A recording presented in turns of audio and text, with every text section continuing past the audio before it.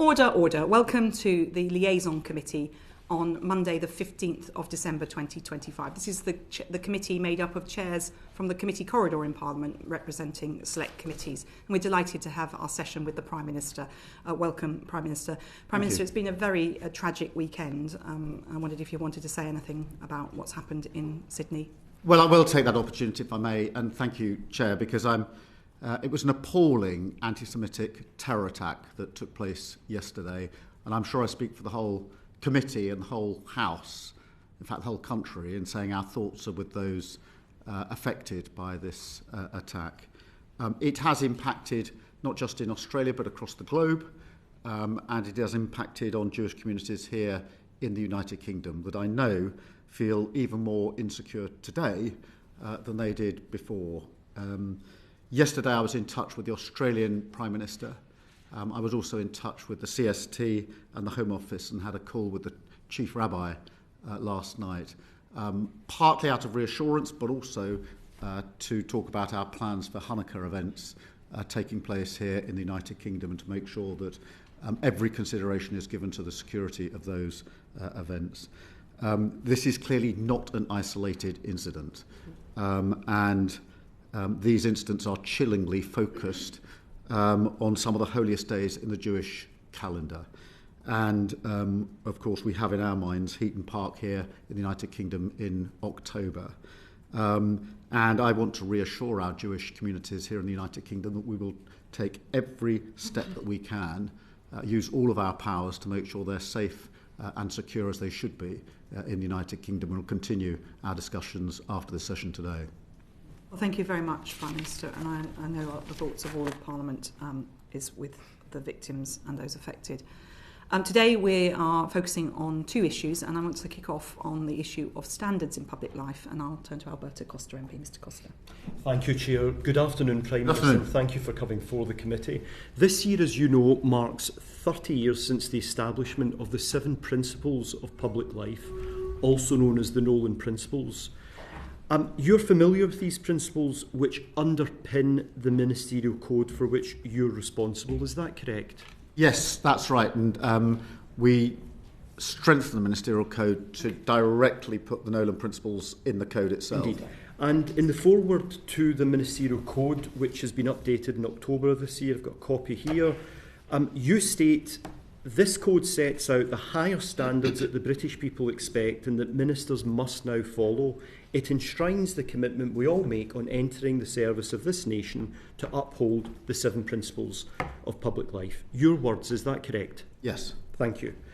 By necessity, I will refer to very recent examples to assist you, Prime Minister, in demonstrating to this committee how you have acted in accordance with the Nolan Principles or relevant codes. Now, the first such example occurred on the 11th of December, only 4 days ago.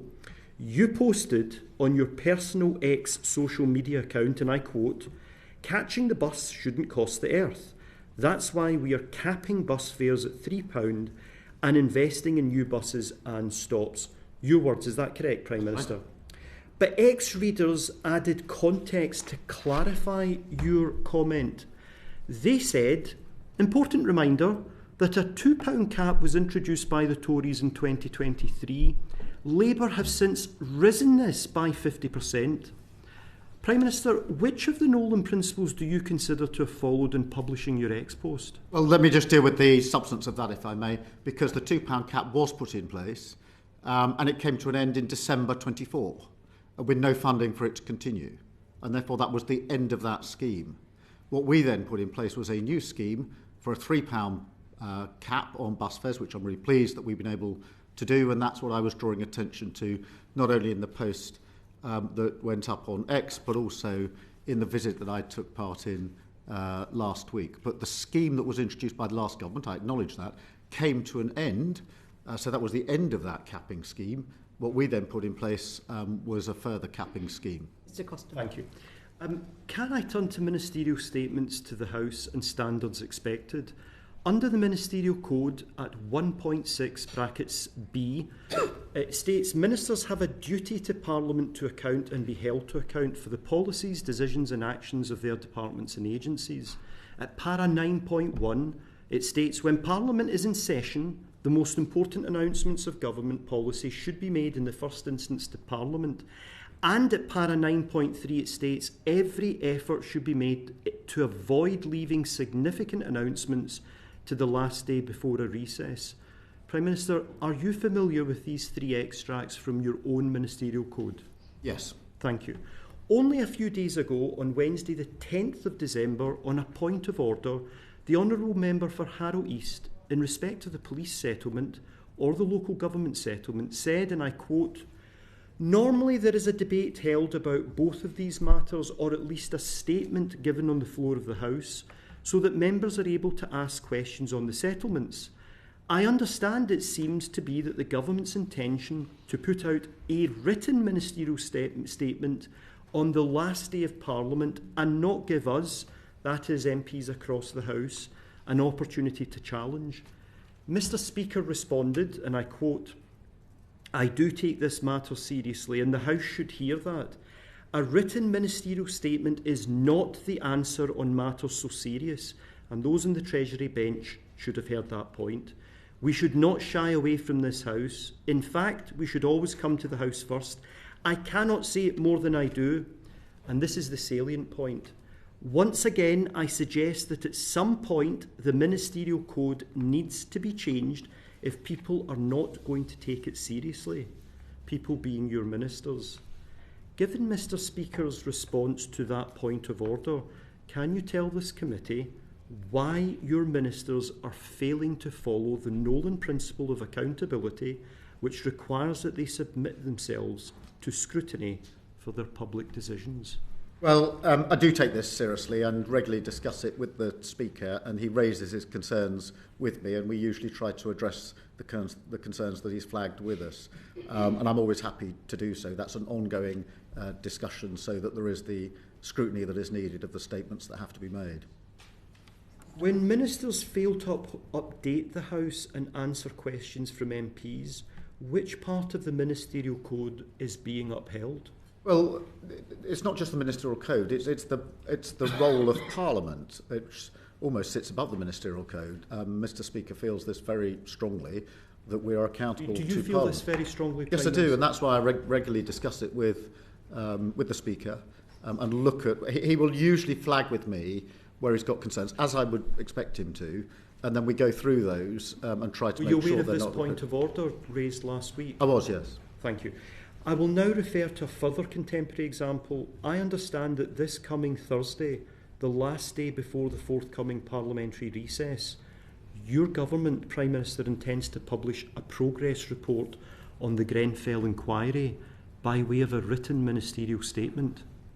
Given Mr. Speaker's comments and your confirmation that you're aware of that point of order, as head of government, why are you permitting this lack of upholding standards, given the important progress report in the Grenfell inquiry and other statements that I understand will be made on Thursday?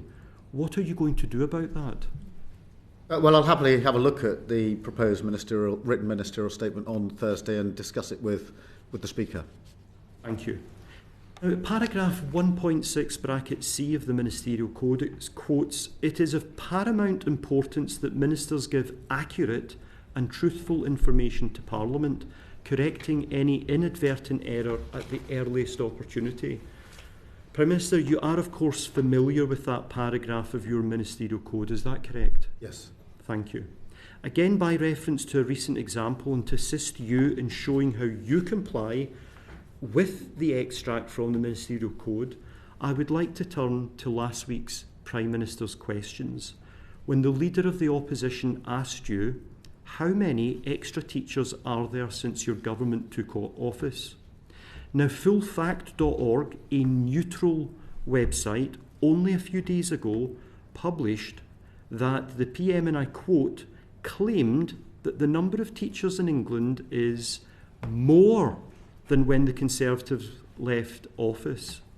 Fullfact.org added, and I quote, "This is not supported by the latest school workforce census figures, which show a fall, not a rise."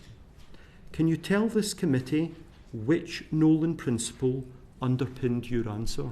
Well, what I was putting before the House is the fact that we are committed to recruiting an additional 6,500 new teachers, and we've got record numbers of trainees coming into the system, and therefore that number is going up.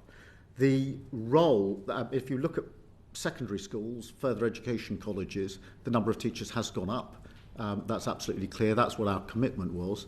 In relation to primary schools, the number of pupils has gone down pretty dramatically in terms of the birth rate, and therefore the sheer number of teachers at primary level has gone down because less teachers are needed because the birth rate has gone down. But the focus, just for completeness, in our plan for change and in a manifesto was on 6,500 new teachers for secondary schools, specialist schools and colleges, and that's the number I was referring to. Thank you very much.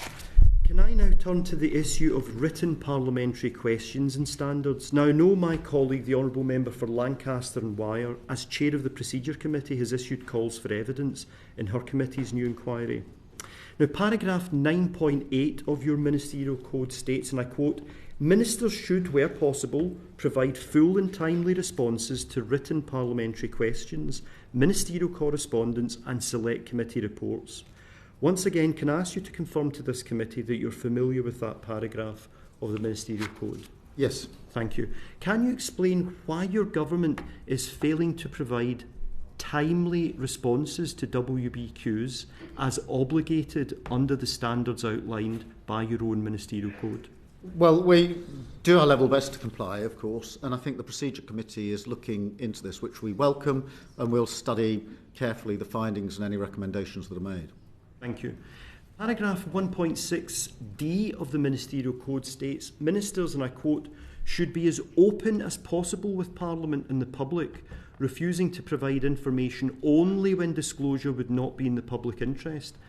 Are you satisfied that this is in compliance with the high standards you've set your government, the responses that are currently being made? Yes, but obviously if the Procedure Committee in due course sets out its findings and any recommendations, I'd want to study them to see whether we can improve in any way. Thank you, Chair. Prime Minister, it's an indisputable fact that political staff in Number 10 have been briefing against serving Cabinet ministers, and you and I both sat on opposition benches whilst we had to watch the painful spectacle of political advisers briefing under Johnson and a litany of Tory Prime Ministers. Given that your record when it comes to ministers shows that you've acted very decisively and without favour in terms of applying the Ministerial Code, I wondered if you could say, given your responsibility for setting and upholding standards across government, if you could explain what steps you've taken to establish the facts and how you're going to ensure that Number 10 political staff act in accordance with the Ministerial Code, the Special Advisors Code and the Nolan Principles. Yeah, I mean, let me say to start with that briefing against Cabinet Ministers is completely unacceptable, whether that's from Number 10 or anywhere else, and I've made that repeatedly clear to my staff, to the Cabinet, and put in place a number of procedures where there have been such allegations to give me a level of assurance that it has not happened in relation to direct briefings against ministers and members of the Cabinet. But I've been really clear and consistent on this with my staff, with my team, with the Cabinet, and put in place procedures when there are allegations to assure myself what the situation is. Well, and on the subject of leaks, Prime Minister, last week the Treasury Select Committee had the Chancellor in front of us, and she was very cross about the information that was in the 13th of November Financial Times article by George Parker, a renowned political journalist, and she was clear that that was a leak, and she said, and I'm absolutely categorical, and I'm quoting her here, that this was not an authorised briefing. It was incredibly damaging and frustrating. That is why we have a leak inquiry. It was not briefing that was signed off by me or any of my ministers or officials. It was unacceptable. So that does, if it's not the ministers and other officials in the Treasury, there is a danger that it could have been a leak from Number 10. Do you think there was a leak from Number 10 Downing Street about the budget? In relation to that incident, there's a leak inquiry going on, as I think we know, yes, absolutely. Yes, yeah. The Chancellor's announced. So that will go wherever the evidence takes it. So if there was a leak from do you think there was a leak from number 10? I've no reason to think there was a leak from number 10. So, but if there were a leak from number 10, what would you do if there was someone was found? I'd take action. I mean, and I have taken action. It's very difficult with leaks to get to the source of the information. You would take action? Where that has happened in the past, I have taken action, which has led to the removal of individuals. Okay, so you would go as far as removing an individual if they were found to leak the budget? Obviously I'll wait for the inquiry, but I mean, the inquiry will go wherever the evidence takes it. There's nothing to inhibit where they will go, and I'll take appropriate action if there's a finding. Because the report in the FT was very clear. It talked about an official source, and Mr. Parker is a journalist who would have sourced that story. So that's a very big concern. I'll get to the bottom of these leaks. They are, in any organisations, they're intolerable. I took the same action when I was head of the Crown Prosecution Service. There is a leak inquiry. It can go wherever the evidence will take it. And if it comes to a conclusion, I'll act on it. Okay, so you're going to be ruthless with whoever has done this if they're... Well, I want to stop these leaks. Thank you very much. Mr. Alberto. Thank you, Chair. There is a separate code of conduct, of course, governing standards for special advisers. It's called the Code of Conduct for Special Advisers. You are, of course, familiar with this document, aren't you? Thank you. Paragraph 13 of the Code of Conduct for Special Advisers states, and I quote, "Briefing on purely party political matters must be handled by the party machine. For the purposes of this code, can you confirm that Labour Party leadership speculation is a purely party political matter?" No, I'm not sure I can. It seems to be pretty right. In terms of the code, I know exactly where it should be dealt with, but I can say hand on heart that none of it comes from me or is encouraged by me. Well, we'll come. But I just wanted to confirm that it's a purely party political matter in accordance with the code, Labour Party. I think the code is dealing with political briefings of a political nature, which have to come through the party, obviously, and can't come through the civil service. I think wider speculation is not necessarily a code issue. Thank you. Well, paragraph 15 of the code, just to help you, Prime Minister, goes further. Special advisers must not take public part in political controversy. They must observe discretion and express comment with moderation, avoiding personal attacks. So you're very familiar with the code. I would like to refer to an interview that you gave to Sky News last month. On that interview, for the purposes of assisting you, Prime Minister, I'll just recap that interview. You were asked, you say that was unauthorised, referring to alleged leaks about West Streeting. You said that was unauthorised. That makes it sound you've lost complete control of your Downing Street operation. Why didn't you sack the person who was responsible for attacking one of your colleagues? You responded, "First, let me be absolutely clear that any briefing against ministers is completely unacceptable. That is not a new position for me. It's a position I've adopted ever since I became Prime Minister. I've been talking to my team today and been assured that no briefing against ministers was done by number 10. You're saying it didn't come from Downing Street." And you responded, "I've been assured," second time, "it didn't come from Downing Street." Who gave you that assurance? Well, I had assurance from within Downing Street on a number of different levels, different people in my team. Who gave you that assurance? Different levels in my team. I'm not Can you please tell us who gave you that assurance? Was it officials or for special advisers who were giving you assurance? Just give us a special advisers. Thank you. I'm not going to name members of staff, but I will add this. I didn't just take everything at face value. I looked at other bits of evidence to assure myself about what I was then saying publicly to the media. Thank you. That interview ended as follows. "If it didn't come from Downing Street, where did it come from, and will you sack the person responsible?" You responded, "Well, I will absolutely deal with anybody responsible for briefing against ministers." And this is the salient point. "I've always said that's the standard I expect, and that's the standard I will enforce." Although you just answered a moment ago to the Chair that you have taken action and you've removed individuals, can you just confirm for this committee that in the example that I've cited, when you said that you would enforce a standard, what standard did you enforce in respect of this example? Well, I can only take action where I've got a clear finding that somebody has breached a relevant duty or standard. When I have had that, I've acted accordingly. And that's not something new to me as Prime Minister. It's what I did as Leader of the Opposition. It's what I did as the Director of Public Prosecutions. Thank you. My final questions, Chair. Can I turn to another issue that you rightly regularly raised when you were Leader of the Opposition, namely your frequent criticism of previous administrations' alleged cronyism and the way in which public appointments were undertaken? Now, only last month, Prime Minister, you profoundly regretted your own involvement in the appointment process for the chair of the Independent Football Regulator. In your own letter to your independent ministerial advisor, you said, and I quote, "In retrospect, it would have been better if I had not been given the note or confirmed that I was content with the appointment. This was an unfortunate error for which I express my sincere regret." Sir Laurie, in his response, stated, "It is regrettable, as you say in your letter, that despite the recusal we agreed in autumn 2024 concerning the Football Governance Bill, you were asked to confirm that you were content with the proposed appointment." Can you give this committee an update on progress of your internal review that you said to Sir Laurie would take place to ensure this breach in standards does not happen again?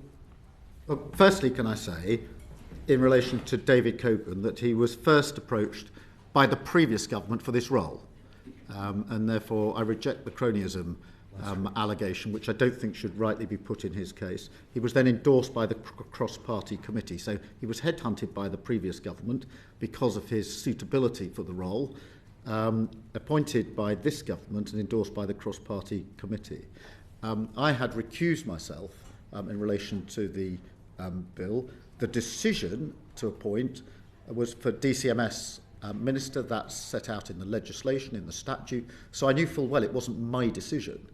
As it happens, a note was put before me to say that's what was going to happen, and was I content? And the independent advisor took the view, which I agree with, that it would have been better if that note had never been put before me. In other words, that the recusal had meant I didn't even get the note before me. But when I said I was content, I was well aware I wasn't the decision maker, because I knew that the legislation set out who the decision maker was, and it was the minister in the relevant department by law, and therefore it couldn't be me in any event. I had actually been talking to the independent advisor about it throughout, as he makes clear in his letter. So this was I always take his advice, even if I don't think there's anything wrong, just so that I've got. But just you asked me when you asked me, I've now asked him to look again at when someone says they're recusing themselves. What are then the processes that need to be put in the office to make sure that even a decision which isn't for the recused person is coming by way of note, in effect, isn't put before them, and that's what just to make sure that we're not in that position again. But I was well aware that I was not the decision maker, because I knew by law it was the minister. Thank you. Thanks, Prime Minister. Finally, on other public appointments, can I refer you to your recent decision as Prime Minister on appointments to the House of Lords? Prior to the general election, you promised to reduce political appointments to the Lords, and indeed stated as much in your party's manifesto. Might you understand why the public might feel that you're not upholding the high standards you set yourself on appointments to the House of Lords? Well, it's important that the House of Lords is able to do its vital work of scrutinising legislation. There's an imbalance in the Lords at the moment in the numbers of peers for the relevant political parties, and it's right that we get the balance right as we go forward. But the overarching work to reduce the size of the House of Lords is ongoing. The Hereditary Peers Bill has been going through.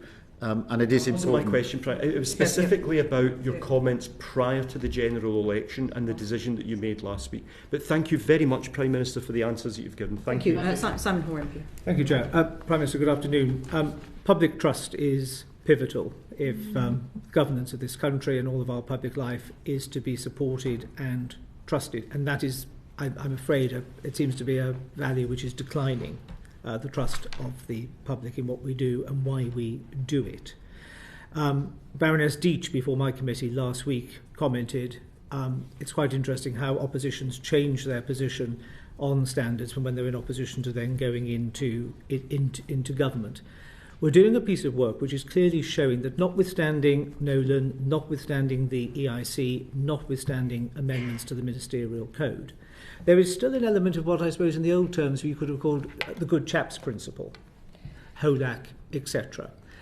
In order to future-proof against rogue operators, and in order to try to bolster declining public confidence, what consideration, if any, have you given or might you give to putting quite a lot of these bodies on a statutory footing, including the ethics advisor at number 10, so that the public can see that there are dispassionate people who take decisions based on good judgment and sound evidence? Prime Minister. Yeah, I mean, on the ministerial code, obviously, I did strengthen, and then I also took the step. The independent advisor, before I became Prime Minister, was not able to initiate investigations, could only do it with the Prime Minister's approval, and I thought that was wrong in principle, and that we would it would be better if the independent advisor, who was appointed under the last government but continued under me, had the ability to say of his own volition, I think this is serious enough for me to look at it. So I have done that. I'm not convinced at the moment we need to go further and put on a statutory basis, but I never close my mind to further steps that could be taken, whether it's in relation to the independent advisor or any of the other relevant bodies. Thank you very much. So we now move on to the Plan for Change, which was the government's plan on entering government, and the 5 missions that were established. And I'm going to ask Helen Hayes to kick off on the Opportunity Mission. Helen Hayes. Thank you, Chair. Good afternoon, Prime Minister. Good afternoon. Prime Minister, your personal commitment to further education and skills is really clear, and we've seen some positive announcements from the government in relation to technical excellence colleges and qualifications reform in the skills white paper. But my committee has recently completed an inquiry on further education and skills, and we found that there are 2 areas that are really holding the FE sector back at the moment. The first of those is that, unlike other post-16 education providers, FE colleges and standalone sixth form colleges are unable to claim VAT back on their expenditure. This is a tax for which there is no a tax position for which there is no justification, and my committee was very clear on that from the evidence that we found. Will you undertake to speak to the Treasury about this anomaly, which is holding post-16 education providers back from delivering against the government's mission? I certainly have a look at it and talk to the Treasury about it. I'm very keen to do what we can to further education. I think it's part of the system that needs more work, more resource, more capability, and more weight behind it. So I'll certainly have a look at that issue. Thank you very much. As an example of the scale of change, a difference that would make, a college that my committee visited told us that the amount that they were unable to claim back in VAT made the difference between a whole extra story on a new building that they had recently completed that they weren't able to add to that building. The second area that my committee found as a problem for the FE sector is the disparity in teacher pay for teachers teaching the same subjects within FE colleges compared with schools. A pay disparity of up to 15% makes it really, really hard for them to recruit the teachers that they need, and also difficulties in getting people from industry to come and teach within the further education sector. On a recent visit to Switzerland, we found that the Swiss rail system pay their staff more. They get an extra premium if they are prepared to undertake training for apprentices within the rail system. We've just had the announcement on the setting up of Great British Rail. Will you look at the premium that is placed on training for the next generation of the rail industry within the leverage that you have with Great British Rail, and seek to learn from Switzerland on how important it is that the next generation are really well trained? Yeah, I wasn't aware of the Swiss experience and approach, but certainly very willing to have a look at that. I mean, we do need, in terms of further education colleges, we need to improve the skills, the courses, focus them and make sure they link with the work that those coming out are most likely to be able to do. The retention and recruitment of teachers is hugely important in that sector for some of the reasons you set out. So anything we can do to help in that regard, I'll certainly have a look at the Swiss example and see whether some or all of it can be applied here in the United Kingdom. Thank you. And then final question from me. We've also seen some really positive announcements from the government on opportunities for young people through the Youth Guarantee and the Youth Strategy announced last week. We've spoken previously in this committee about some of the barriers that hold care-experienced young people back from being able to take advantage of opportunities that are available to them. The government is still resistant to a national offer for care leavers, which would provide confidence and clarity for care leavers across the country that wherever they live, the same support and entitlements would be available to them. Will you look again at that commitment, which would really enable care leavers to be able to access some of the great opportunities the government is making available to young people across the country? Yes, and certainly in the context of the Youth Guarantee, that would be a sensible place to start in relation to the support that's going in from 13 weeks for 2 years and then into, if necessary, after 18 months, the offer of a job that the government will support with business so that young people can actually get into a job, which I think will make a material difference as a stepping stone to them. But certainly happy to look at for care leavers where there's anything in the Youth Guarantee or the Youth Strategy for that matter. If you're a care leaver who can't access housing or you can't access help with transport costs, which some care leavers can and some can't, depending where you live in the country, you're not going to be able to access the 13 weeks of training to get into employment. Certainly happy to look at that again. Thank you. Thank you very much, Prime Minister. Andy Slaughter MP.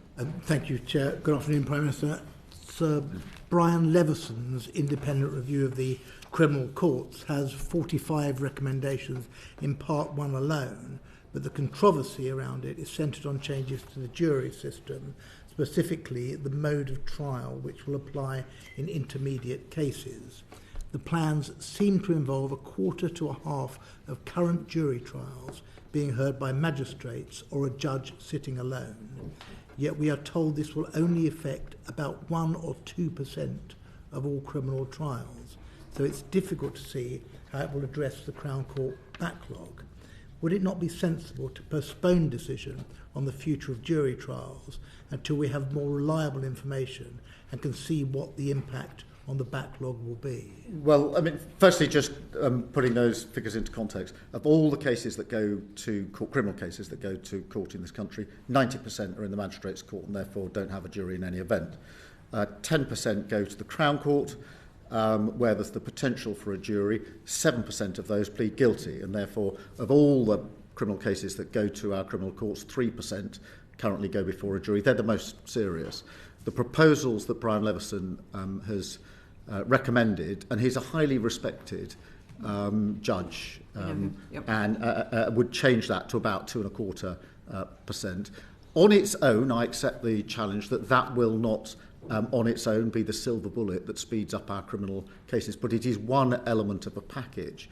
And I'm acutely aware that victims in our criminal justice system are waiting too long for justice. I'm particularly concerned about violence against women and girls, where all the indicators are that still 60% of victims and survivors will not make it through to the final hurdle of being in court because they'll have dropped out along the way, either pre-charge, during charge, because they're waiting 3 or 4 years to give their evidence. And even in the last week, I've had examples of a 14-year-old who gave evidence when she was 18 and was cross-examined uphill and down Dale about that. Very hard 4 years after the event to deal with that. Or a young woman who was 16 at the time of the alleged offence and giving evidence when she was a young woman of 20. That isn't acceptable, and we have to do whatever we can to improve that. And our criminal justice system has been too slow for too long. This isn't just a recent phenomenon. I've been on this for the best part of 20 years. Mr. Slaughter. It's also the case that, and this is not in the Levison report, that magistrates' court sentences are proposed to go from, until very recently, 6 months for an offence up to a maximum of 24 months. And swift courts will involve a judge sitting alone without magistrates. As I say, they're not in Levison, so why is the government going down this route? And isn't this more likely to lead to the unintended consequence of even more custodial sentences, undoing the work of reducing prison numbers as set out in the Sentencing Bill and the Gawk Review? No, I don't think so. I mean, look, the most serious crimes will still go before a jury. So anything over 3 years, all indictable only offences, rape, murder, manslaughter, GBH, robbery, arson with intent to kill, all those very serious offences still go before our juries. But we have to answer the question, how do we speed up the processes that we have? How do we make a system that measures the delivery of justice in months, not years, and it's been years for far too long. Sir Brian Leveson painted the picture of the system in virtual crisis. We cannot go on like that. In relation to the sentencing point, obviously this goes alongside the changes that we're making in relation to sentencing and various presumptions that are there at the same time. So the two of them have to go together. Of course, we need to keep looking at it, to keep checking that we've got it right. But I, for one, am not prepared anymore to just walk past what has been a stain on our criminal justice system for far too long, and I'm absolutely determined to do something about it. Slaughter. There's widespread support for the Hillsborough Bill, not least because it offers equality of arms between victims and the state in addressing unlawful state action. Doesn't the same inequality exist between the press and those who, in Jerry McCann's words, are monstered by them? But 13 years after the Leveson Review of Press Ethics, most newspapers are not subject to independent regulation, and there is no low-cost way to challenge media errors. Last week, over 30 victims of press intrusion, including Christine Flack, Kate and Jerry McCann, and Margaret Aspinall, whom you know, and whose son James died at Hillsborough, wrote to you to ask you to meet them and discuss their experiences. Will you meet them? Yes, of course. Finally, can I ask this? AI, artificial intelligence, can violate individual privacy, entrench discrimination, or hinder access to justice. You've put AI at the heart of the government's mission for growth. But how can you be sure increased use of AI will not lead to a weakening of human rights protection? Well, we need to get the balance right. I think with AI, it's a huge opportunity. There's huge potential. Whether that's in health, where already we're seeing the difference it can make. I've seen for myself some of the use of AI to identify blood clots in stroke victims much more quickly than can be done otherwise, and literally saving lives. Equally, AI with heart monitors that can predict problems of the future and allow preventative measures to be taken. In criminal justice, it is already being used in probation in relation to a huge amount of material.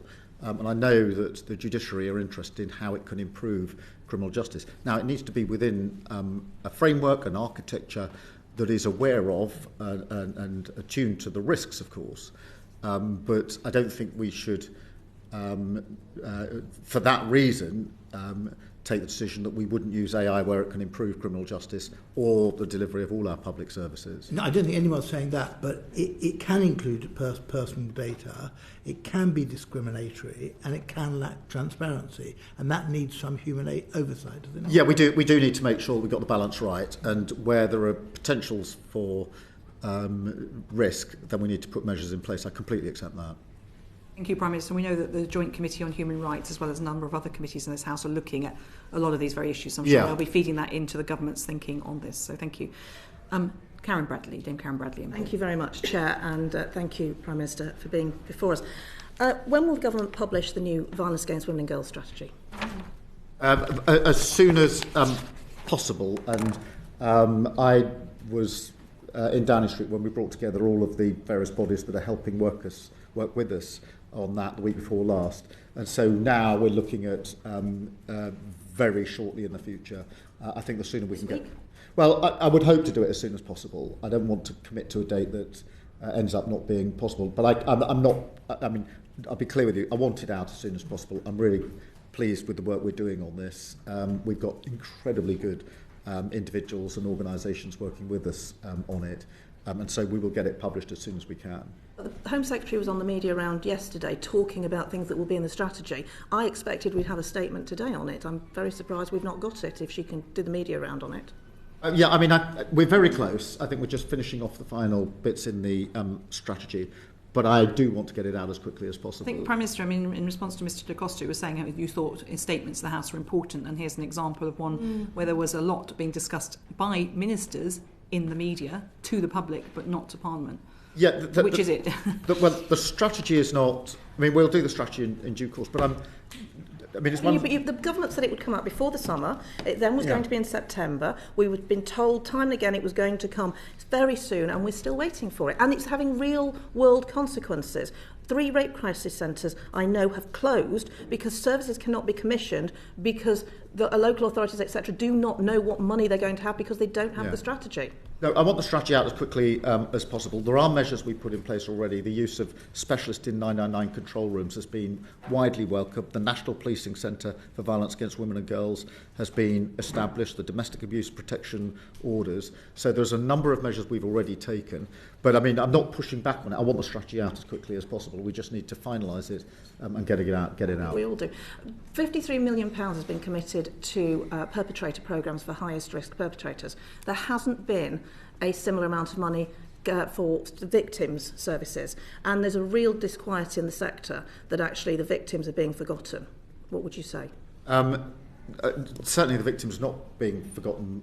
They're at the centre of the strategy on violence against women and girls. There's no money for them that's been committed so far. Well, I'll look at the money commitments again and make sure that we've got that right. But this is a commitment of the government in relation to violence against women and girls. It's a personal commitment of mine. I've been working on this since I became the Director of Public Prosecution. I remember when you shadowed me when I was in the Home Office. That's why I'm surprised. No, I genuinely want to do as much as we possibly can. The figures on violence against women and girls are appalling. They've been appalling for a long time. 3 women a week killed by their partner or ex-partner, and that's been the statistic that's been there ever since I've been looking at it, well over 20 years. And we have to shift that, and we need to do that with the strategy and pull together all of the individuals and organisations who've got huge experience here, and that's why I brought them all into Downing Street as a group the week before last. We'll look forward to the strategy. Yeah. Another thing we're waiting for is the police reform white paper, which again we were expecting we'd have by now. Do you think there are too many police forces in England and Wales? Well, I'm not going to speculate in relation to that. I do think we need to... Prime Minister, you were DPP. You might have a view on this. Look, when I was DPP, we reduced the number of CPS areas from 42 to 13. So we streamlined that. I'm well aware that you also have to look at where the courts are streamlined, where probation is streamlined, etc. But no decisions have been made about this yet. But are there some functions that could be across forces? Yes, I think there probably are, and where that's been possible, it's worked well. Are there some areas such as, the uniforms, the police cars, that could be better looked at across a number of forces? Yes, I absolutely think there are. So I'm up for rationalising it, but no decision on what the final configuration has been arrived at in relation to that. Put a plea in for Staffordshire, having had what happened to Staffordshire ambulance services when we merged into West Midlands. I think we'd like to keep our police in Staffordshire. No, I completely get that. And the chief constable knowing his or her patch is really important. Really is. The question is slightly, I've approached it slightly differently, which is, are the sort of structural issues where you could look at types of offence which aren't usually confined within a county border, where we could make better use of work across forces than we are at the moment, rather than just a structural reset in terms of numbers isn't, I think, the answer to this. The answer is probably looking at the functions and where those functions sit. Thank you, and we'll look forward to the white paper. I want to finish on asylum accommodation. The government said that they were looking to open large sites in Crowborough and Inverness by the end of November. They've not opened yet. When will they open? As soon as we're satisfied that they're ready, but we have got military sites under consideration. Obviously, we need to make sure that they're suitable and that all the necessary checks have been carried out. But we do want, asylum hotels were at their height measured, I think it was 400 or so. They're down to about 200 now. I'm absolutely determined that we will close them by the end of this Parliament, sooner if it's possible, and that's why military sites are under consideration. Can you understand the how local residents feel and the uncertainty there is? They've been told that they've been identified as a site.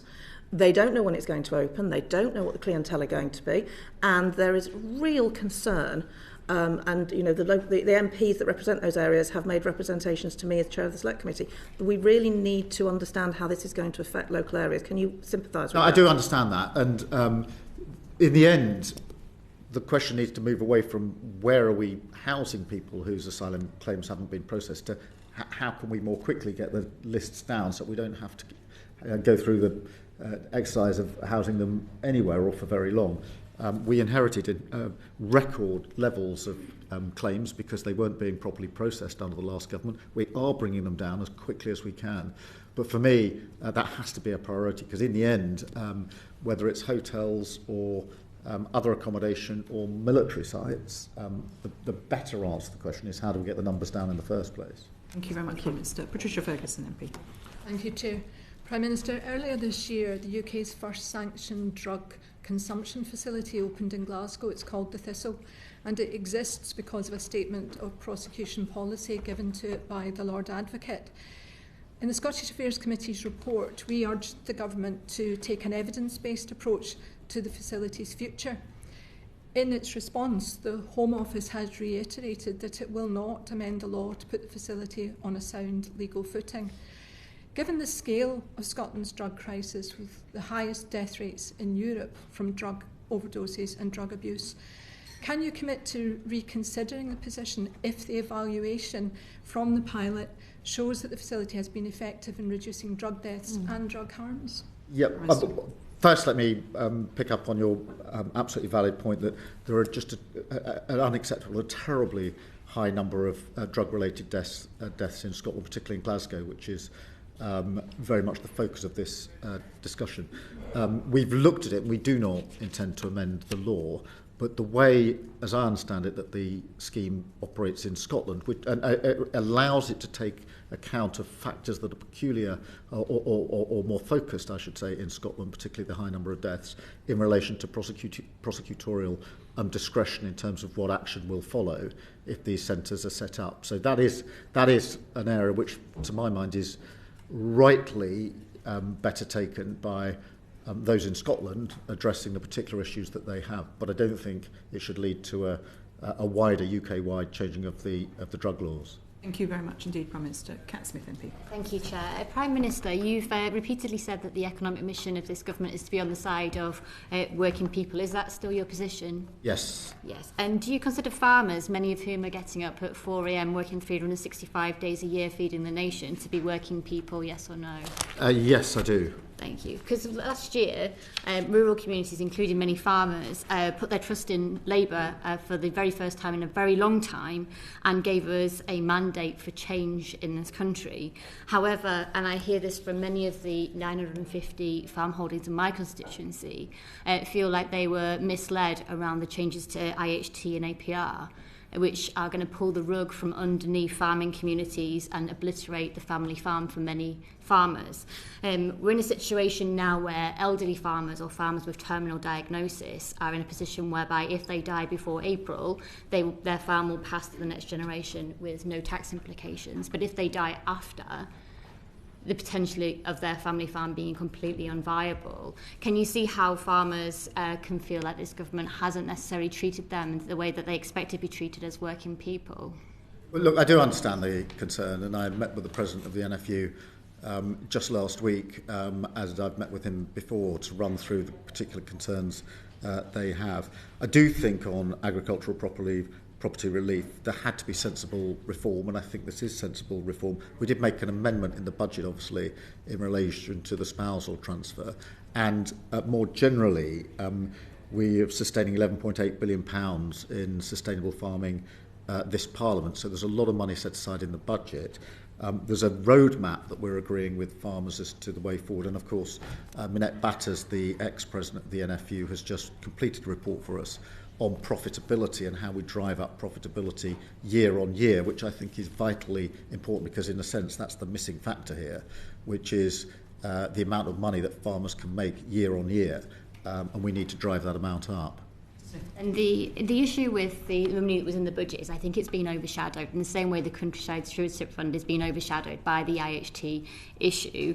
And I think that the political damage is that whilst the ambitions of government were, I think, quite right in terms of tackling tax avoidance that could go on in, like, say, large country estates, the collateral damage is that it's actually the small family farm which is feeling the hit of this. And the changes in the budget won't go any way to benefit one of my constituents who is 89 next month. He's already widowed, so he will not be able to benefit from the spousal transfer that has been announced. And given that you've been a Prime Minister who is, and I think quite admirably, changed courses in the past when issues have been exposed to the absolute reality of things, would you consider changing course on this issue? Well, firstly, let me just reassure. The vast majority, 3/4, I think, of farmers simply not affected at all. And of those that are affected, the rate that's paid is half the rate that's over a 10-year period. In relation to the particular example, if you're happy to give me further details, I'll certainly have my team happy, right, the Prime Minister look at that. One final question, Chair, if I may, and this won't have sunk in, I don't think, is the Prime Minister aware that some farmers who have terminal diagnosis now are actively planning to expedite their own deaths so they hit before April? Is he aware of that? I've had discussions with a number of individuals who've drawn all manner of things to my attention. Thank you very much. Alistair Carmichael, MP. And you understand, Prime Minister, that the basis for that actually sits in the Finance Bill itself. It's the provision called the anti-forestalling clause. You're familiar with the anti-forestalling clause, I think? Yeah, that means that anyone who transfers their property or their farm to a descendant but dies within 7 years will be liable to pay inheritance tax under the new system, and if they don't live 7 years after that, it could even trigger capital gains tax. If you do nothing, though, and you die before April next year, then the estate passes tax-free. Do we agree, Prime Minister, that nobody should be left feeling, as Cat Smith has just described, that they would be better off dying between now and next April? No, of course. But governments have to bring about sensible reform and take sensible measures reform, absolutely. But things like anti-forestalling clause, they are not unique to this situation. But on a human level, the answer to your question is, of course, not. But last year, you told me that this was a policy that was just aimed at revenue raising, that it wasn't targeted at anybody in particular. We've now seen the anti-forestalling clause, and we know from Treasury's own figures that 75% of the £500 million that is expected to be raised for this will come from farmers who die over the age of 75. So, is it not the case that actually this is a targeted measure, and it is targeted at, and it will affect those who are elderly, suffering from terminal illnesses over 75, and it doesn't matter if it's one farmer or 1,000 farmers. Surely you cannot be comfortable with that. Let me just address the point that it's not targeted. It's not targeted at individuals. Well, it was what you said last year. It's not targeted, as I said last year. It's an economic reform which we took in the budget before last. Not targeted. It is to adjust the rate at which inheritance tax is, the fact that it's paid, the rate at which it's paid, and the period over which it is paid. But it's not targeted against individuals. I'm not arguing with you that there are therefore going to be individuals affected, as there are with any change in any tax regime. But there's a difference between changing the tax regime and targeting a group of individuals. This is about changing the tax regime. The anti-forestalling clause that we've spoken about traps farmers into the new rules. It doesn't allow them the same opportunities that other taxpayers will have to use tax planning to manage their affairs in a sensible way that will allow the succession of family farms in this country. That doesn't make it targeted. It is a necessary consequence of the decisions that we've taken. But I can assure you, as you would expect, the President of the NFU has raised this issue with me on more than one occasion. Not just the President of the NFU. Well, I appreciate that. You've heard it from Cat Smith, you've heard it from my Select Committee, you've heard it from the Welsh Affairs Select Committee, you've heard it from the Northern Ireland Affairs Committee. These are all select committees, incidentally, that have majorities from the Labour Party, and they have all produced unanimous reports calling for this to be paused and rethought. You don't have to listen to me. You don't even have to listen to the farmers out there. You don't have to listen to the President of the NFU. But why do you not listen to your own party colleagues? I do listen to party colleagues all the time. And then do what you're going to do anyway. Thank you very much, Mr Carmichael. Tandesi MP. Thank you very much.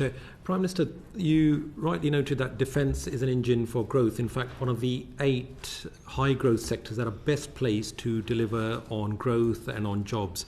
But there was hardly anything new for defence within the budget. And how can it therefore be an engine for growth if we do not have a clear, credible approach to increasing defence spending, not just up to 2027, but we need to give confidence to the supply chain well beyond that, rather than just having this hockey stick approach whereby most of the increase in defence spending is always planned for years and years into the future? Well, I think there was quite a big measure in the budget, in that we increased defence spending to 2.6, not years and years in the future, but in 2027. It was previously announced about a year ago as well. So that then is baked into the budget and affects all the other figures in terms of what else we can do. I do think you're right that the challenge, therefore, is to turn that into growth and productivity.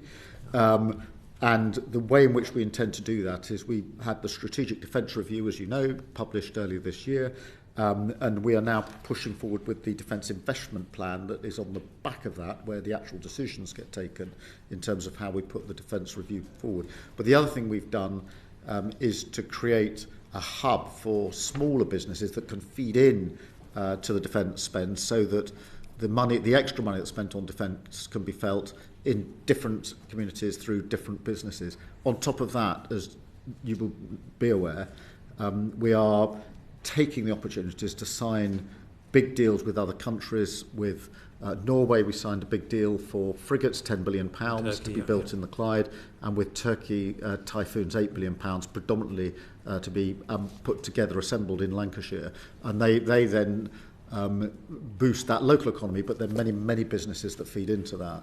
Okay, well, it still doesn't answer my underlying question, but let's move on. I'm glad that you mentioned the Strategic Defence Review and the Defence Investment Plan.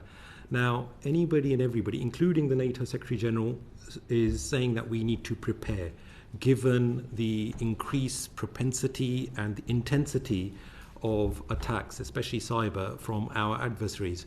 Now, in order to give a clear demand signal to industry and all, there needs to be a defence investment plan.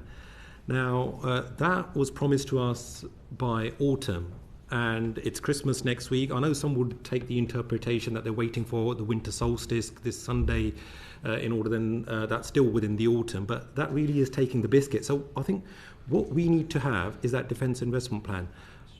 When is that defence investment plan landing, Prime Minister?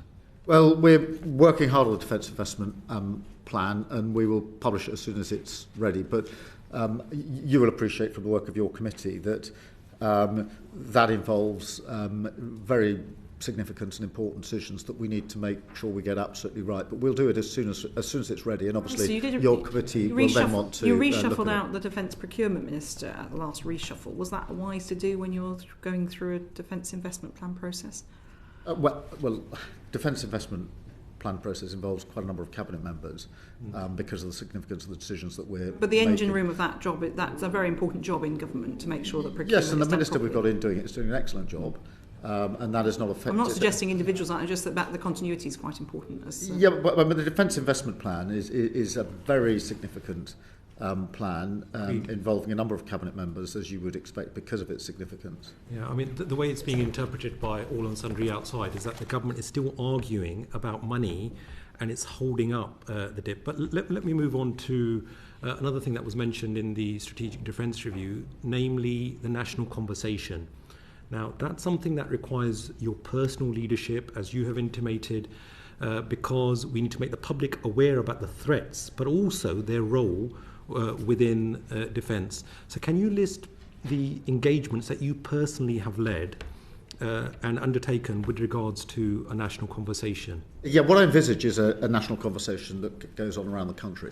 I mean, I've obviously led a number of conversations about the importance of defence and security. I am obviously, in relation to Ukraine, we've been playing a leading part in the coalition of the willing, which is bringing together about 35 countries now to provide security guarantees.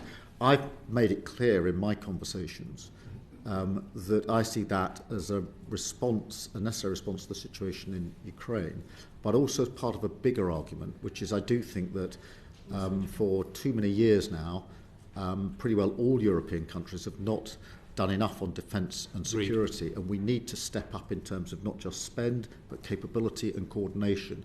And it falls to leaders now to make that argument, because the threat from Russia is very clear, very real. It's not just in Ukraine. And so part of the conversation, as I see it, that I have to lead, and quite rightly, is to make the argument for more defence and security, a bigger answer on defence and security, so that Europe is better able to defend itself. I will always believe in the Euro-Atlantic security mechanisms, but I do think it's time for European countries to step into the breach on spend capability coordination. I want to bring my final point on to what's happening, and there's a lot of hard work that's been undertaken by yourself abroad, especially to ensure that there's a just and lasting peace for our Ukrainian friends who we are rightly supporting. You're trying to keep together the transatlantic NATO alliance, especially in the midst of a very unpredictable ally in terms of the new Trump administration. But if all goes pear-shaped at home, then all of that hard work would be unravelled. And we've got a lot of perennial procurement problems within defence, namely the Ajax, Boxer vehicles and MAN SVs. So how are you going to ensure that there is value for money within defence procurement? Oh, by the increased oversight that we're putting in, because I don't think there has been enough focus on value for money in procurement, and we need to change that.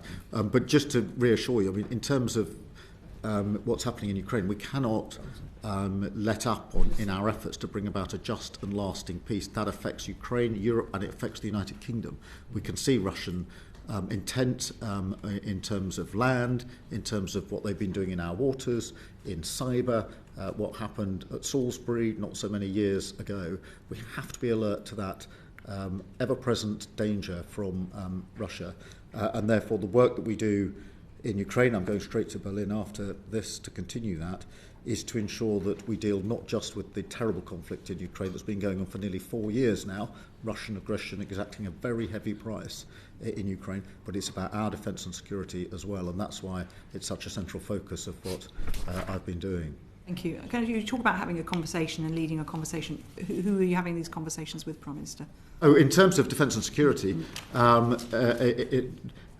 all the other countries involved in the coalition, internationally, all of the work we're doing in the media in this country in relation to different communities, the discussions I have in every community I go to where there's you mean say communities, industry. you mean geographical communities? Okay, Lancashire for the Turkish deal, I went there to talk to the communities there about the impact. When you say communities, you mean the workforce, their families, their communities. The same in the Clyde.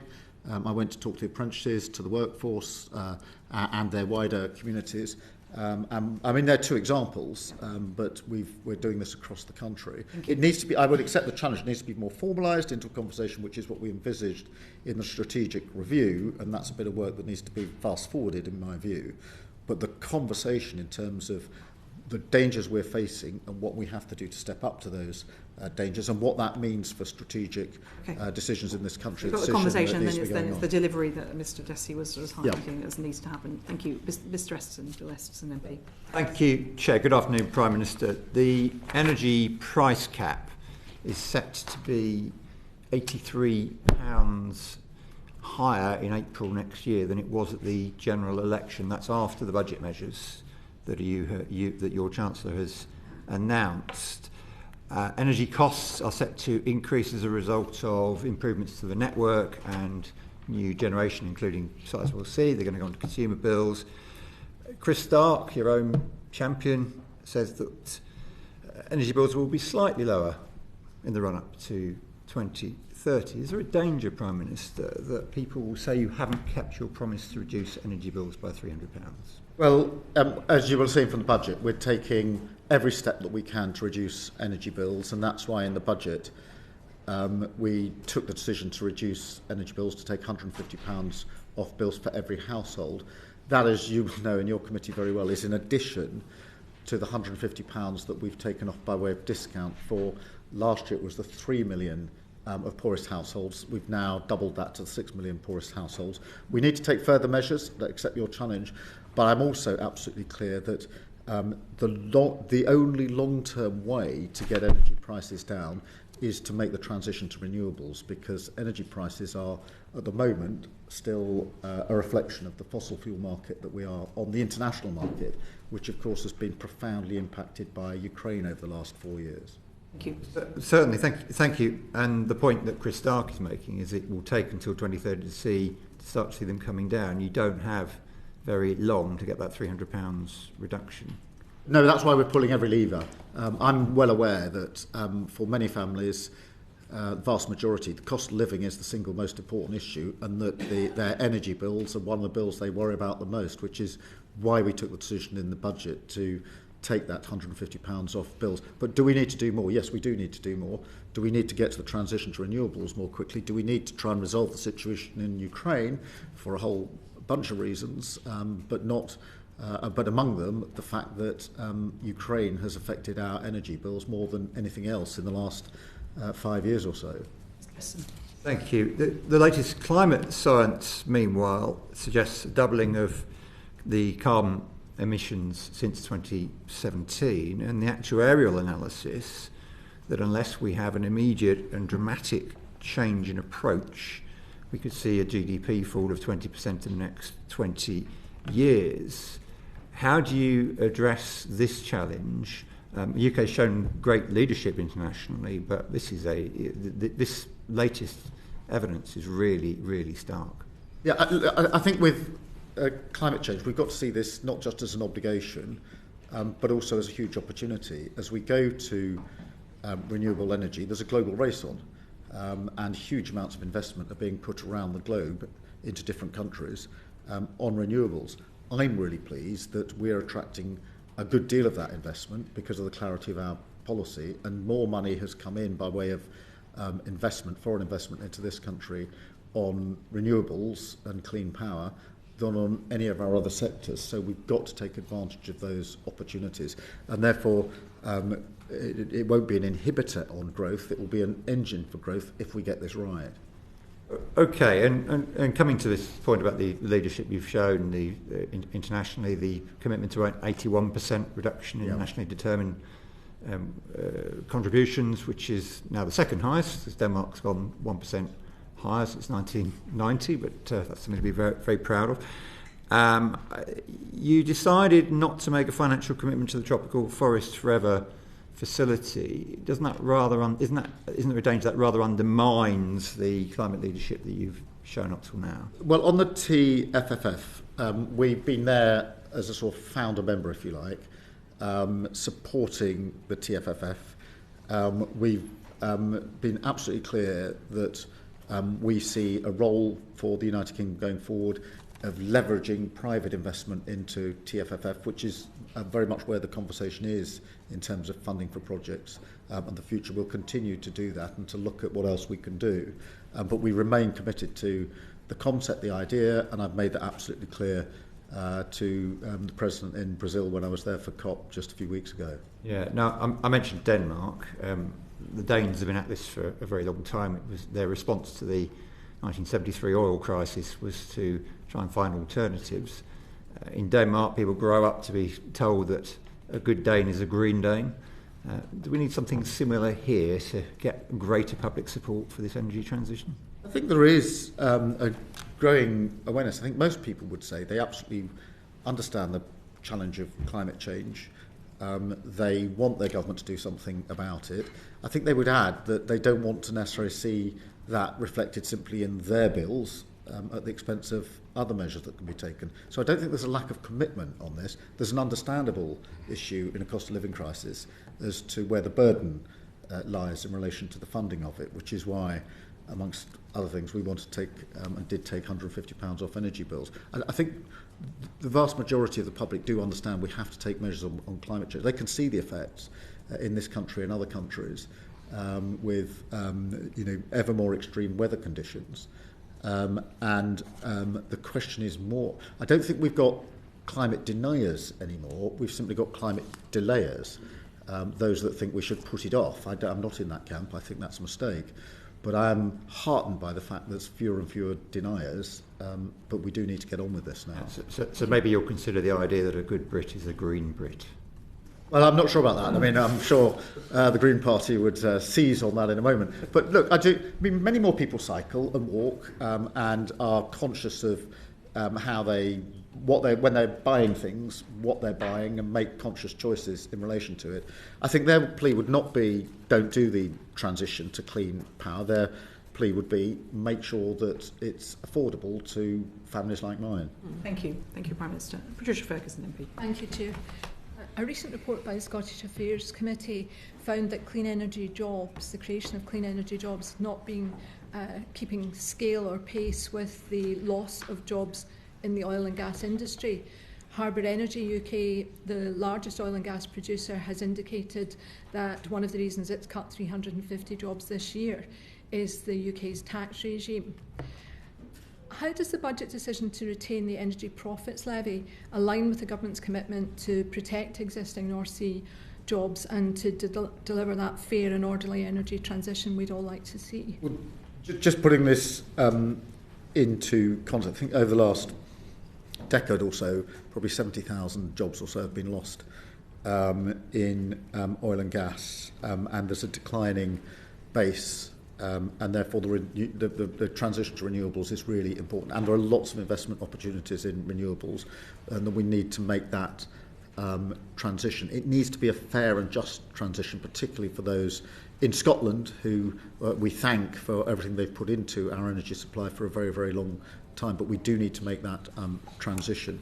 In relation to Harbour Energy, ultimately, that was a commercial decision by the business, but that doesn't take away the impact that will have had on those working there and their families and their communities. In relation to the tax, we've made it clear when the tax will end and looked at how the tax works, but it is important that we make the transition to renewables because in the end, that will guarantee generations worth of jobs in Scotland and elsewhere. We are committed to oil and gas being part of the mix for many years to come. And obviously, we made changes to the tieback scheme just recently, which is something the sector had been asking us specifically to deliver on. I'm pleased we've been able to do that. Thank you. Ms Ferguson. I think our committee was very concerned, however, that the scale and pace of the creation of the new jobs in the new industry was not anywhere near close to the number of jobs that we're losing in the oil and gas sector. However, if we look at some specific jobs that we lost at Grangemouth, earlier this year, you yourself, Prime Minister, ring-fenced £200 million from the National Wealth Fund to support Grangemouth going forward. We haven't seen any concrete proposals coming forward as a result of that funding, although there was a good announcement last week that has come from other funding announced in the budget. Can you tell us why delivery of those changes, new jobs at Grangemouth, is taking so long? Yeah, look, well, firstly, we obviously put a £100 million package in to support the community, invest in the local workforce, along with tailored support on good alternative jobs. Then we announced the £200 million from the National Wealth Fund for co-investment with the private sector. That has yielded about 100 inquiries from the private sector, which is a good thing, so we need to go through those. And at the budget, just a few weeks ago, we announced over £14 million to support the projects that are viable going forward from that. So what we're doing is whittling that down. There has been a good level of support. I'm really pleased that that has happened. I think that is at least partly because we indicated we'd put the £200 million down through the National Wealth Fund. Now we need to work through those that are viable and put the support. That's why the £14 million was put down, to support the options that are viable so that we can go with it. I think Grangemouth has a huge potential future, by the way. I think it's, I absolutely do not see it as one of those cases where decline is inevitable. I think that the potential for Grangemouth is huge, particularly carbon capture and other projects, and so we need to seize that and make sure that Grangemouth is the successful future that I know it can be. Do you think we will see new jobs being created in Grangemouth soon? Yes, I hope so, and what we need to do is obviously have a support package for the workers that are there at the moment and work as quickly as possible to bring these inquiries and opportunities to fruition. We were worried in the committee that Grangemouth might in effect be the canary in the room and might be the precursor to other such losses, and of course within a month of our report being produced we saw the proposed closure of Mossmoran, putting another 400 jobs at risk. Now, Exxon has also said that UK policy environment drove the decision to focus its business elsewhere in the world.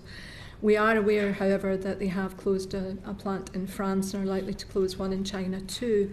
But what does the loss of that strategic asset at Mossmoran say about our ability to compete globally for industrial investment? Well, on Mossmoran, again, I have to recognise it's a very difficult time for the workforce there.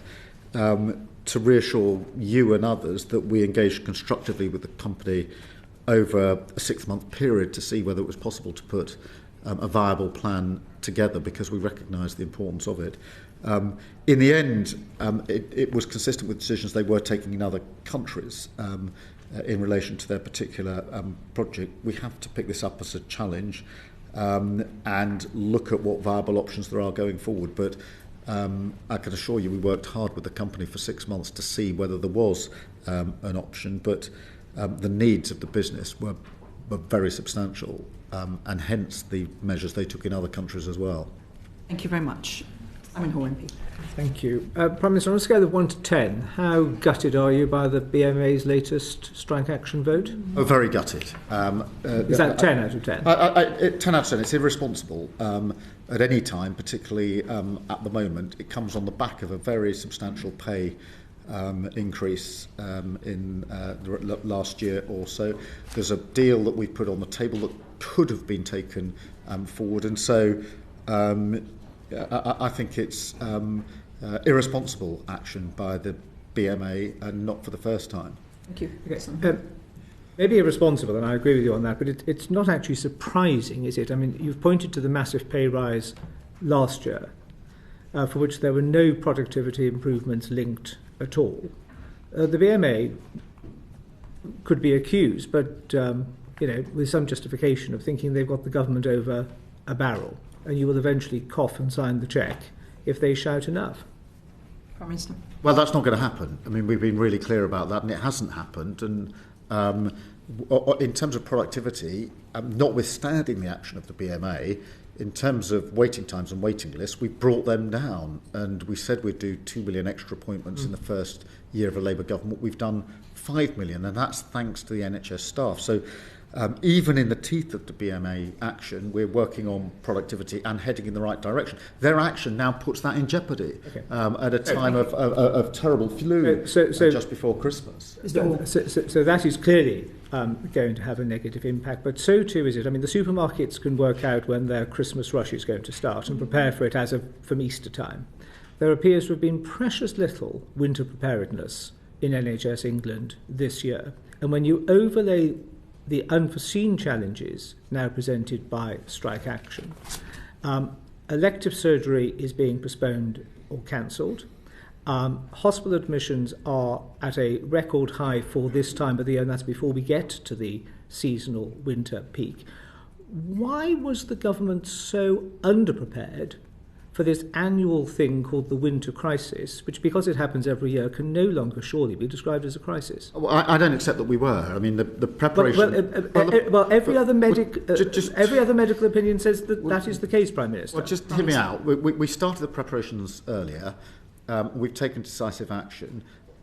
17 million patients have been vaccinated. That's more than this time last year, including 60,000 frontline NHS staff, more than this time last year. So, the waiting times and waiting lists are still coming down, and we're improving on ambulance times. Bit by bit, I accept it's not completely moved enough in the right direction yet.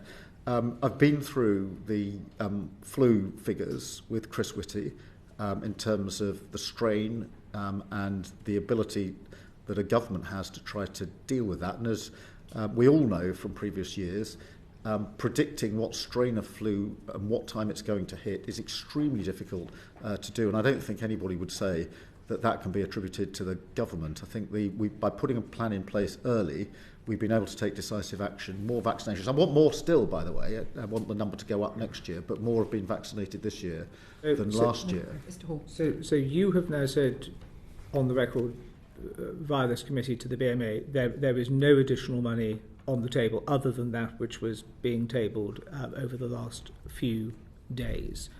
We've recognised that their strike action is irresponsible and it is going to put an ever greater pressure on an already pressurised system because of the winter peaks in both COVID and flu.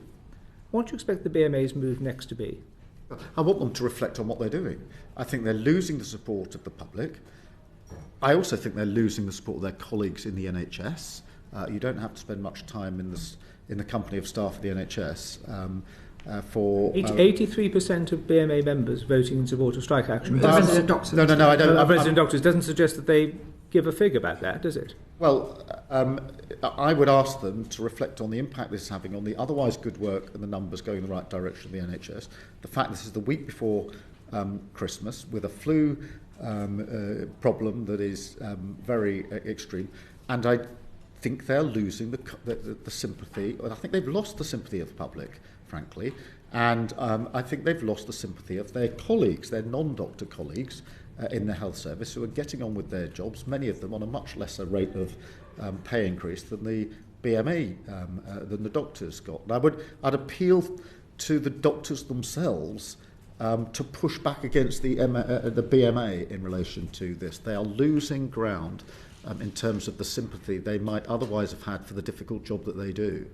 Thank you very much, Prime Minister. Ruth Cadbury MP. Thank you. Welcome, Prime Minister. In 18 months, your government has announced many initiatives, quite separate ones. What have you found most difficult in delivering the plan for change? In terms of transport or speed and ability to get things done in Parliament. We've got so many checks and balances and consultations and regulations and arm's length bodies. My own sense after 12 to 18 months in the job is that, and this is a fault of governments of all political colours, every time something has gone wrong in the past, successive governments have put in place another procedure or another body or another consultation to try to stop ourselves ever making a mistake again. My experience now as Prime Minister is of frustration that every time I go to pull a lever, there are a whole bunch of regulations, consultations, arm's length bodies that mean the action from pulling the lever to delivery is longer than I think it ought to be, which is among the reasons I want to cut down on regulation, generally and within government. Okay, and I'm using this just as an example, but in Switzerland, they set the rail timetable 10 years in advance, then they build the infrastructure and the network in order to meet that timetable. It gives communities, passengers, freight operators and their private sector investment partners certainty. They know where they're going. Would that be a concept you would consider for defence, for housing, for education and justice? Well, I'm not sure I'll go the full Swiss, but certainly the more decisions that can be made with sort of medium and long-term planning, the better. Setting the numbers and times of trains in 10 years' time is probably going a bit far for my liking, because I suspect that the way in which people travel and demand will change over that period of time. But the general proposition, general proposition of look, too many decisions over the last 14, 15 years have been short-term responses to problems, not middle and long-term decisions to fix things more fundamentally. And I think we need to be in the fixing more fundamentally place. as we go through government. Thank you. Thank you very much, Prime Minister. Prime Minister, you sound like you were surprised that you come into government, you pull a lever, and it doesn't always happen, or perhaps something else happens over there. Frustrated rather than surprised. So do you consider that there was enough preparation for entering government in order that you and your ministers were ready for this? Yes, but when it comes to regulation, we're taking it down, but it takes time to take it down. So I'm not surprised, but I'm frustrated. And it's amongst the reasons that we're trying to get rid of as much of the regulation as possible, to get rid of arm's length bodies and ensure that we can move more quickly. But that was never possible on day one. Getting rid of arm's length bodies, you think, is going to make things go more quickly? Well, we need to look at the number we've got and what they actually add. I'm not saying get rid of them all, of course, but I think there is a frustration. I think this is shared across the last government and this government, that there's a sort of thicket of reasons you can't do anything, rather than a clear path through at speed, and it's the clear path through at speed that we need. Okay, well, thank you. Sir Geoffrey Clifton-Brown. Good afternoon, Prime Minister. As Chair of the Public Accounts Committee, I'd like to raise with you a report that we published in 2024 into sensitive government scrutiny. It is conventional, as you know, for the government to reply to committee reports within 2 months of publication. However, 18 months on, my committee has yet to receive a government response. Dame Meg and I are grateful to you for your response to our letter sent earlier this month, and we welcome your assurance that cross-government work that you are now leading on this issue. However, please would you undertake to meet with Dame Meg, the Controller and Auditor General, and myself in private as soon as possible in the new year, because we'd like to ensure that you're fully appraised of the detail of our proposal. Yeah, I'm very happy to meet. Thank you. I do understand the issue. Obviously, there's a careful balance to be struck, but I understand the concerns that you and the Chair have raised, and very happy to agree to a private meeting to discuss further. Thank you very much. Florence Eshalomi MP. Thank you, Chair. And thank you, Prime Minister. Earlier you mentioned to Mr Costa in terms of making sure ministers are presenting issues and policy statements to the House. One of those issues that we've been pushing for a few months now is the long-awaited reform to leasehold and commonhold. The Secretary of State confirmed in our Select Committee last month that will be laid before the House before Christmas. Can you guarantee, Prime Minister, we will receive that before the House rises on the Thursday the 18th? I can't guarantee that, but I want to move it forward as quickly as possible. I know the strength of feeling and the reasons that we need to look at this. They're self-evident. So we'll come forward with proposals as quickly as we can. Thank you very much indeed. Prime Minister, you're heading off as well, eventually to hopefully a bit of a Christmas break, but we understand you're flying off to Berlin today. I wondered if you could give us an update on the situation vis-à-vis Ukraine and what the UK is doing in that respect.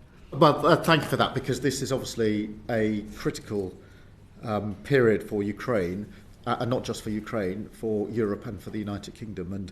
And European history is full of peace agreements that failed and sometimes led to even greater conflict. And that is why it's really important that we attend to this in detail.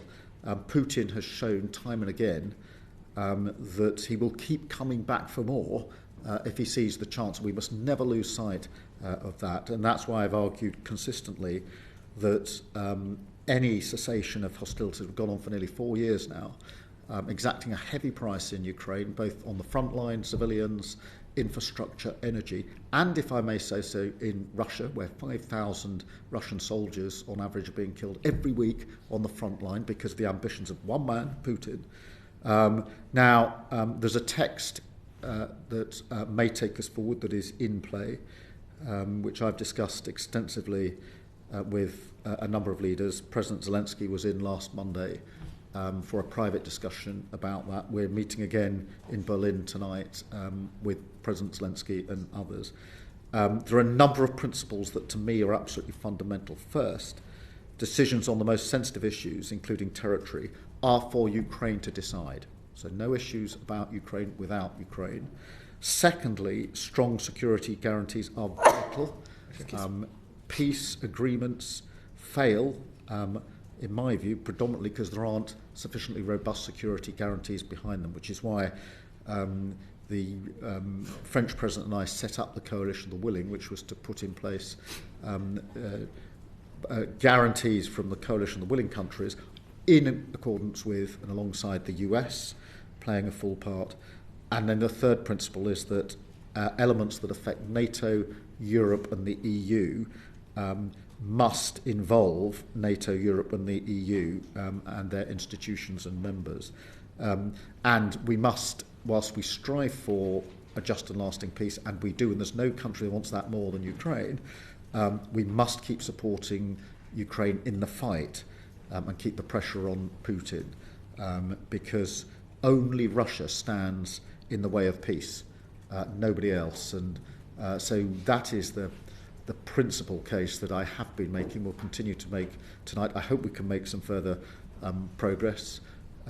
We certainly had a good session in Monday in Downing Street last week, but the route to peace is not a straight road, but we will keep on trying to get to the right outcome, because, as I say, history is littered with peace agreements in Europe, which people had faith in, but in the end fell apart and led to even worse conflict. You talk about security guarantees. Would that be British personnel and British equipment on the ground in the region? If necessary. I mean, what we did with the Coalition of the Willing was to draw up. We had a political process with the leaders.